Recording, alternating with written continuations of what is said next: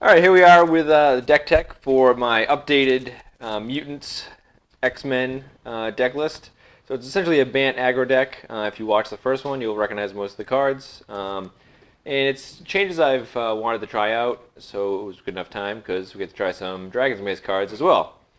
So the changes from this version versus the past version were I changed the mana base around so I could support Strangergeist, one of the better guys with Master Biomancer, just because he, granted, if you play him, out of hand after the Biomancer's in play, that's kind of a nombo with the Undying. But if he dies, normally your curve will provide that you'll have Strangerroot before Master Biomancer. So when he comes back, he gets additional counters. So I also ran two Young Wolves, cut the Cloudfin Raptors because going more green, they're not going to be easy to cast on turn one as easily as they were before. So now the one drops are in all the early is all green. And then your two drops are Strangergeist and Voice of Resurgence. We're going to try him out. Hopefully we can find a spot for him. He seems decent in this list because of his additional creature you get when he dies. He can be decent sized by himself, and then Biomancer just makes everything better. And then Geist of Trapped is still excellent. Really, really excellent with the Master Biomancer, just because he can become a 4/4 at least, and then the Angel becomes at least a 6/6, which is quite relevant. I did sneak in two Rancors to try to abuse the interaction more with Master, because you can pump him, and then each guy is better. It also makes him a better attacker. He already plays defense pretty well, but his attack is a little lame. Do have the one Gravity Township. Ideally, we'd like to play a bunch, but in a three-color deck, it's a little greedy to go too many spell lands, especially a low land count deck. And then the other change is main deck Garrick Relentless, just because I thought I need some kind of wrath proofing in terms of the deck, and he's a good, cheap. Primal Hunter is better, but in this deck, it seems better just to make a bunch of 4/4 wolves with Master Biomancer, and then it also gives us some form of removal because like Olivia is like really bad for this deck, so it helps out there. And then I'm also trying Rapid Hybridization, controversial card. I like Pongify, and this is basically the same card. The Can't Be Regenerated clause is definitely relevant because there's some very good guys right now in standard that can regenerate. It gets around that.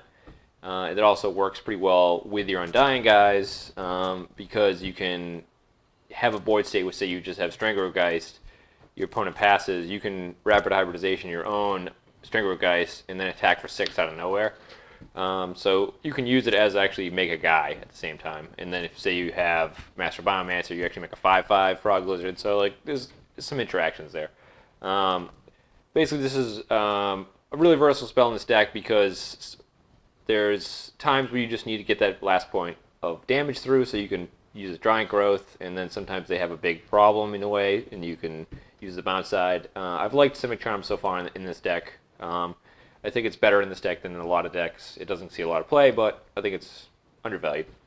So we'll see what happens. On paper, this looks like an awful matchup with all his bonfires and removal and giant mana guys, but we'll see. Hopefully I can tempo him out, and that should be good. So we'll pause and come up with the sideboard. Hopefully we have some action there.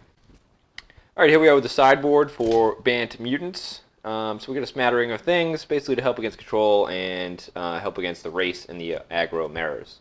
So Selesnya Charm, basically the best answer we have in this deck to any giant guys like Angel Serenity, Sire of Insanity, Gigantic Olivia, stuff like that.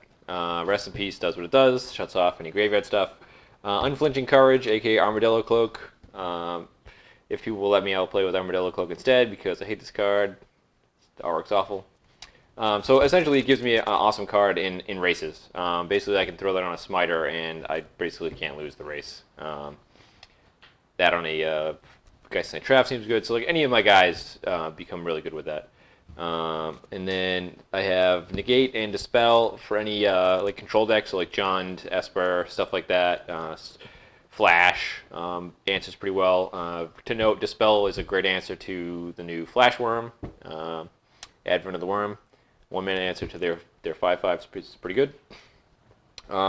So basically, just look at the split card as just the ready side. This is my anti-control card in terms of sweepers. It basically makes all your guys indestructible, and they untap. So it's like a pseudo Dauntless Escort, if you guys played with that card before. And then Bred for the Hunt is the other card that should be pretty exciting in this list. So it's a draw card anytime one of you guys hits, if they have a counter. So between Master Biomancer and the Undying guys, there's a lot of counters flying around. So it's not unreasonable to think you could draw 2 to 3 extra cards off of that in a good turn. So that should keep you in games when they become a little grindy. And that's about it. Thanks for watching.